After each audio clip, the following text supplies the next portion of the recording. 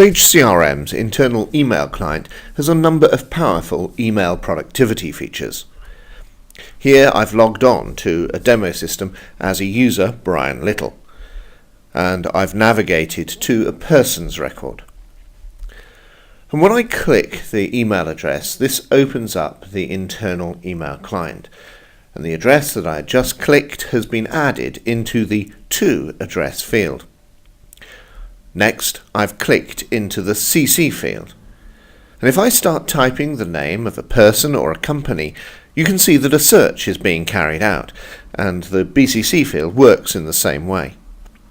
And I can find, therefore, the contact with that name, and then I can choose to add that to the email address field. I can keep typing new names to search for more contacts, and this allows me to search and add in multiple recipients. And I can finish off the email and then send it. And once the email has been sent, it'll appear for each of the contacts addressed. Here it's listed under the person, and I can see that it will also be listed underneath the company.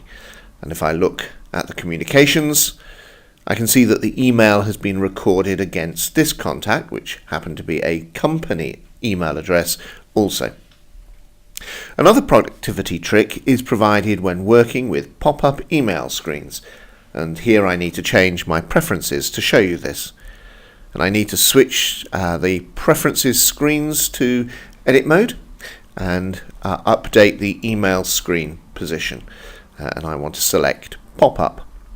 And then save the preferences, and once that is done, I can search for some contacts, and here I'm searching for person records, and you can see that the result is going to include an email address column, and to start an email I can click, which causes the email window to open as a pop-up with the email address added to the To field.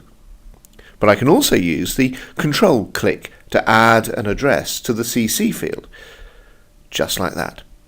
And if I want to add the address to the BCC field, I can use Alt click, and the address is added. So that's a few productivity tips for Sage CRM.